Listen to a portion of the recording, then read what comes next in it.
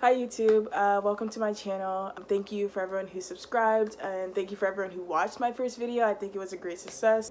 So yeah, thank you just for liking, commenting, subscribing, all those good things, and for following me on my various social medias. As always, you can follow me on those. Yes. All my social media handles will be at the bottom, but if you forgot, they are generally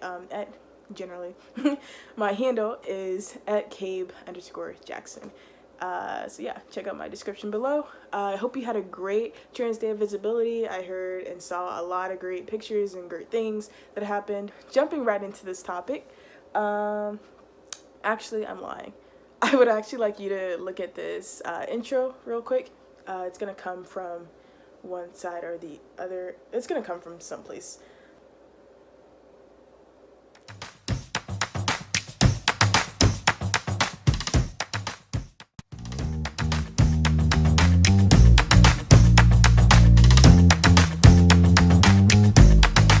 So I expect by now that you've seen that intro slide, and like I would love for you to comment below whether or not you think it's like cool looking or not. Is it eye-catchy? Is it good? Is it bad? Tell me. Yeah.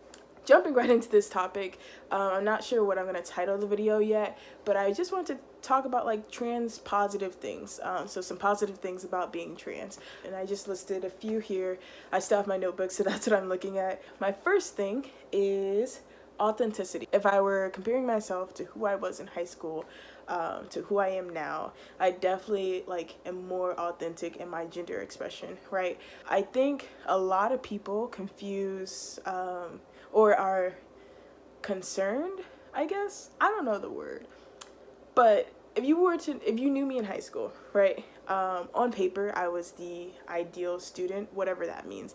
Like, I was making good grades. I was really involved in like community service stuff and like did a whole bunch of clubs. I played sports, all those good things. And I had like notable accomplishments that like made me like stand apart from the rest, right? And that helped me to get into colleges, and I'm super appreciative of my past experiences. And I do strongly believe that like everything that happened in your past sort of brought you to where you are, and like there's no way to sort of just erase that and just forget that. But a lot of people don't know that I was like really sad during that entire time. Like there were times where I like cried to my principal. There were so many times that I was kind of a weird kid, so I like ran away to my best friend's house and like just sobbed, and like I was sad always. So even like irregardless of how I was expressing my gender, I was also just very sad in general. Like I didn't know how to express those feelings, and I didn't know how to process those feelings. I didn't even know if it was okay to do that, because of how I was raised and because of like the community that I was in. It wasn't, I don't know, it wasn't like encouraged to like be vulnerable in that way. You just have to always be okay, and I felt like I did have to always be okay. And like I also felt like there wasn't really anything terribly wrong happening in my life to where like those feelings would be valid. So I kept them inside, which is not what I would recommend now. I always encourage people to see a therapist if they can, or encourage people to like take care of themselves. Like going back to the basics. Are you getting enough sleep? Are you eating? Are you drinking water? These are things that I like have to remind myself of daily, and that is okay. Reminding yourself is good, because then you actually will do those things, right? I went off on a tangent there. Authenticity. So like gender wise, again, as I mentioned in the first video, there were times when I like felt dysphoria, but I definitely didn't know what to do with those feelings. And now like I recognize dysphoria, which is really empowering, because like having the language or having the words to explain what you're going through really like helps to reconcile those feelings, right? So now whenever I feel dysphoric, I can be like, this is not like how I really feel about my body. This is like my dysphoria, like just being very overwhelming in this moment. And having this like confidence to even like wear masculine presenting clothes allows me to like be who I want to be, and like be the person that I want to show others, you know, just to present myself in a more authentic way. 2, community, online and in real life. I think my transness has allowed me to connect with individuals who really like influenced me in a positive way, whether that be on YouTube, whether that be on Facebook or on Instagram. I was able to see people who were like living their best selves as a trans person, and that was encouraging, because a lot of what I like saw and read on the media were like lots of negative things about being trans, yet I was able to see people who were thriving and who were like living lives with families as trans, and just like being able to like live a life was like one of my like biggest concerns whenever I was first coming to terms with my gender. And then in real life, I had a friend who invited me to, it was the they invited me to the LGBTQ center, and they were having a trans support group that night, which I had never even heard of. Like, I didn't know that. Like, I should have known. Now thinking about it, like, yes, people who are alike tend to meet together. But yeah, there was a trans support group that they invited me to. I went to it, and I like left feeling so good. Like, I cannot, again, I think this is one of those like gender euphoria moments that I had. I should like go back to my diary and like read it. Probably not to you, but like to myself.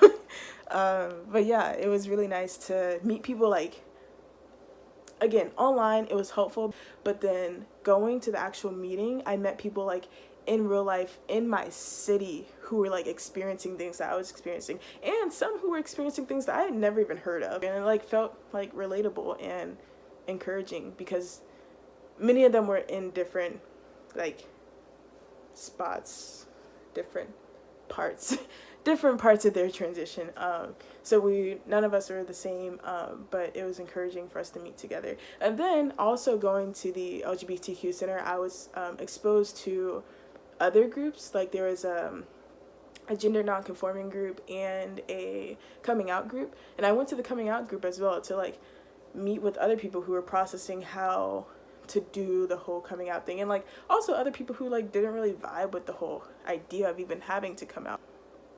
So I can't stress enough, if you don't know, you should Google if your area has a LGBTQ center, and like connect with other folks who identify similarly to you. You can do it, you cannot do it, whatever. On to number 3. 3, resiliency. I want to note that like I don't think transness alone has like developed this aspect of resiliency within my life. Like, it's hard to like pick and choose which identities that I'm gonna say like helped me to be resilient, because in actuality it's like all of them, right? It's not just because I was trans, it's not just because I was Black, it wasn't just because I'm a student, it wasn't just because I am a child. Like, all of these things I had to navigate with all of these like identities, right? I feel like all of those things have helped me develop this like thicker skin, and helped me develop like this aspect of resiliency, and like the want and the desire to like continue to push forward, and I don't know, just continue to be my best self, irregardless of the situation that I'm currently in. So yeah. Oh, I also was going to bring up my like kind of awkward icebreaker question. I think our bodies embody an element of resiliency as well, because me, for example, I'm sure I'm the only one who does this. I will literally feed my body like whatever, because I just enjoy all foods, and I enjoy foods that make me happy. So I will eat a Hershey's almond chocolate bar, and then I will eat like 4 slices of pizza, then I will like chug a Dr. Pepper, and then I will eat a banana, and like call myself like fine. Yet my body has to consume literally all that garbage and like process that, and like pull out whatever nutrients comes from that, and like continue to give me energy for the day. And like I expect my body to do that, and I don't even think about it. Now I do, but like most of us don't even think about like, oh, I didn't really drink that much water, so I didn't really give my body that much water for today, but I still expect my body to go about the day completely normal and like not feel any sort of pain, which is crazy to me, right? But I really do appreciate how like hard my body works to continue to like make me live. And if you really think about like all the like macromolecules that have to like do the right things to even continue like certain cellular functions. Like, that's so cool how your body does all the stuff that we are not aware of, and yet, like, it does it, and does it well enough to where you're living every day. My body part that I think of that like works the hardest is probably my digestive system, because of what I feed it. I was diagnosed with lactose intolerance, and that becomes very true anytime that I attempt to eat chocolate or ice cream or anything with lactose in it, that I truly love. Like, I think ice cream is so delicious, so I will still consume it and still reap the consequences of doing such, right? Yet again, my body will consume, or I will consume these things, my body will process it, and I will continue to live, right? What body part do you think like shows resiliency the best? In the comments below, like, comment your organ system or body part that you think is super resilient. So comment below, but keep it PG. Yeah, what body part is most resilient in your opinion? I think my digestive system. My friend said her foot. What do you think? Yeah. Continuing, another thing that another one of my favorite things about being trans is this like perspective that it has given me. Another way of putting it is like this open-mindedness. I think because I have explored my gender expression, I am now much more accepting of other people's gender expression. I think really I've come to the like understanding that like, who am I to tell you that your gender is invalid? Like, who am I to tell you how to live your life?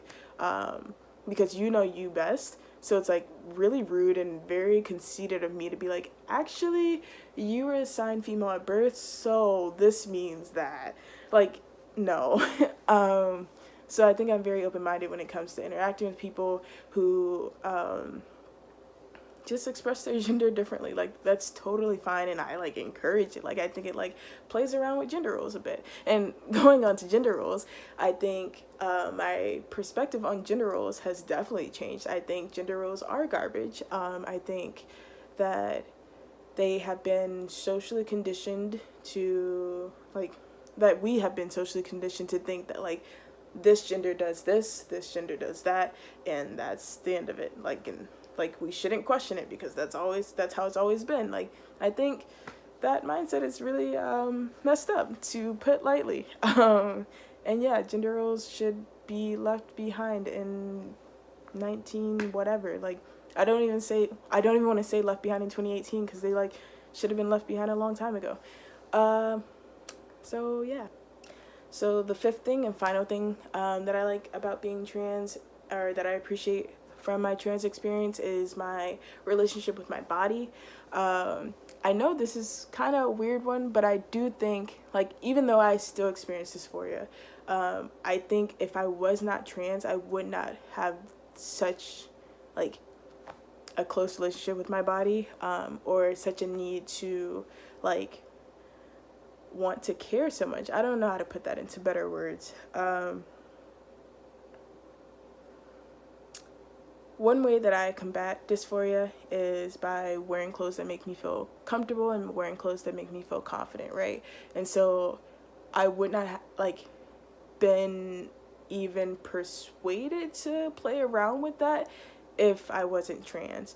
So I really appreciate my transness for allowing me to like develop this relationship with my body, to where I'm like, okay, we're gonna bind today, and then we're gonna wear like this collared shirt, and then we're gonna wear da da da da, and we're gonna look good doing it, right?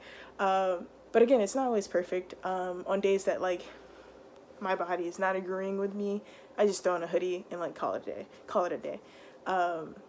But there's still a lot of days that I like leave the house feeling like super confident, because I'm like, wow, I look good. And like, I also am very willing to play around with like for this video I wanted to paint my nails. Unfortunately I didn't, but I will sometimes paint my nails and like wear masculine things even with my nails painted and be like, yeah, I did that, like, and feel super confident about it. And yeah,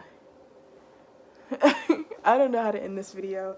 I'm also still working on my outro my outro clip as well.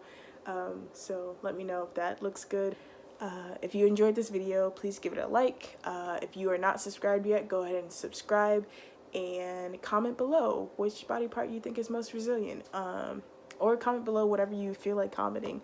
If you want to, I don't know, leave some of the trans positivity things in your life, that'd be really cool too.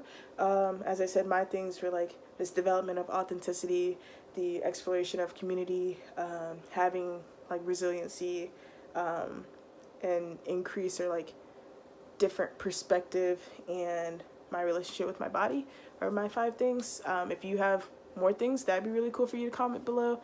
Yeah. All right.